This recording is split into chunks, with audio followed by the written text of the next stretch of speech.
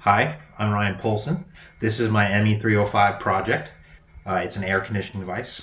The reason I wanted to build this project is because a lot of these apartments here don't have air conditioning.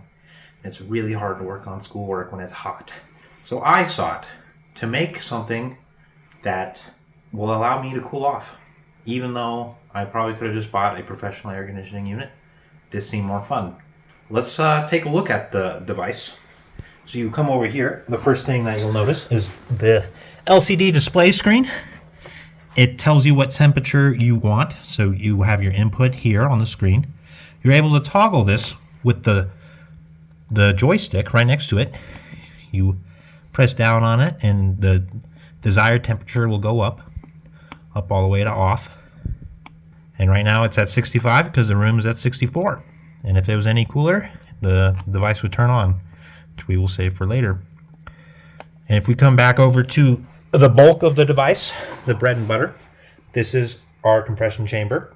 On top of it, we have our outside sensor to tell me the temperature on the outside, so that you can use your Arduino to figure out when to turn on your device.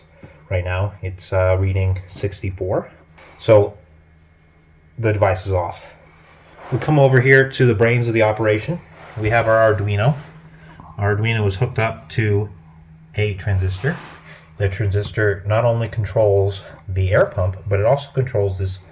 The water pump is connected to our state-of-the-art recycled water containment unit. You put some ice water in here, and the ice water flows through these tubes up into the system.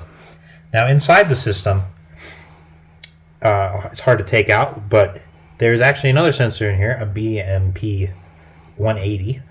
It reads the barometric pressure as well as the temperature inside the device, allowing us to do the proper thermal equations in order to get the correct temperature, and it also just helps me read the system to know when it's working. If you come over here, normally the device would not be hooked up to a computer, but just to show you that everything's working, these are the sensors, various sensors, and the temperature readings. As you can see, the temperature is set, so the set temperature is the same as the outside temperature. That's why the device is not currently on. And the pressure inside is 847.39 HPA. So you heard it earlier when the device came on.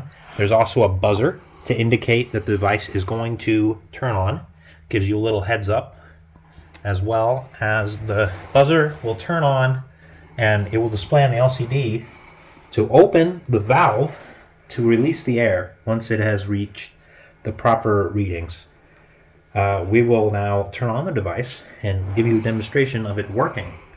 So I will come over here and I will lower the temperature at which to operate. Ice turned on. You see here, the water flows through here. Normally this would be ice cold, but it's melted. The air pump pumps air through here. And if you come down here, you'll actually see that the temp has decreased since the last time we looked at it. So 17, and then the pressure has also slightly increased. So the system will run for a little bit. The difficult part about this assignment was getting a pressure device that was airtight. It doubles as a white noise machine. So it really is the best device for a college student to have on his desk while he's trying to study, to cool off. I will now demonstrate the air does in fact come out. So right now there's no air. I open.